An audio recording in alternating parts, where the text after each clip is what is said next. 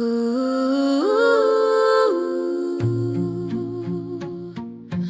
ooh. Oh, Christians, please gather round, you saints of every age. Your theology is drenched in moral folly across every stage. How do we circle the square? God's children, should we call darkness light on cue?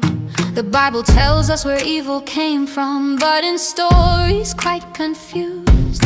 Oh, listen if you will, as I tip your sacred cow, and you can tell me in the end what you think is true and how. Do you realize a truly holy being wouldn't even know what evil means?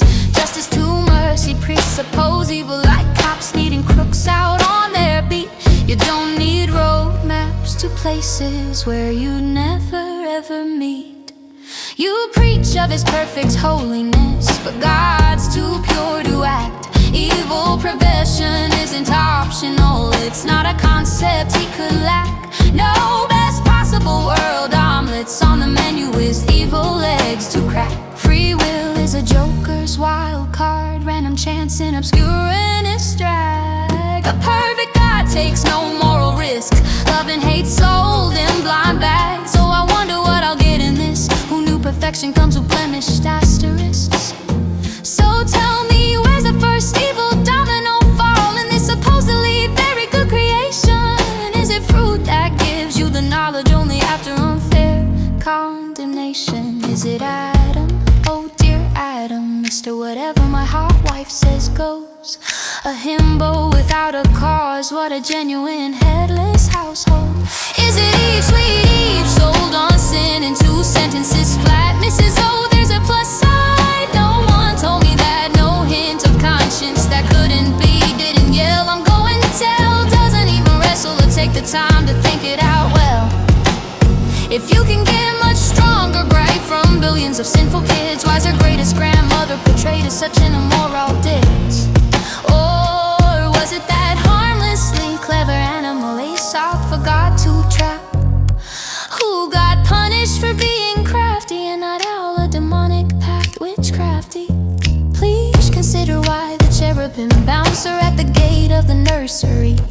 Let a traitor wander in, do you let con artists talk to your kids then? Free will in the choice tree still could have offered sin. So a God without limitation built a free will bomb and tossed it into creation, knowing it would instantly go kaboom. And feels it perfect owner's application. Blame it all on empty-headed noobs and his own angelic crew.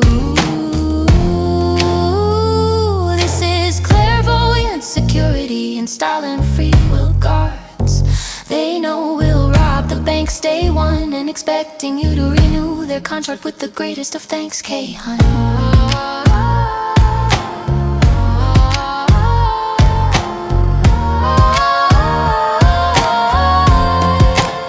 Circle the square, God's children, do you call free will good on cue? These etiological tales can't be trusted to give our plight its rightful due. Heaven's best angel takes his curious inclination and wills it forth into fruition. Was he not impressed with the divine omnipotent addition? Why would half of heaven's servants even have a passing thought? Where'd they get that bad impression from their new boss? Was every virtue that he ought? A full third could be pushed over the edge with some extra motivation. How could they buy such an insane TED-Talk presentation and get it met with whoop, a standing ovation? How could they not know the plight of their pointlessly bred sedition? So pure irrationality is hell's declared war mission. Why Lucifer himself and not the host beside? Why did only his will ignite the flame, while countless others remained in divine abide and never felt that thing inside? Behind every choice that's ever found courses, there's a will of strength and name.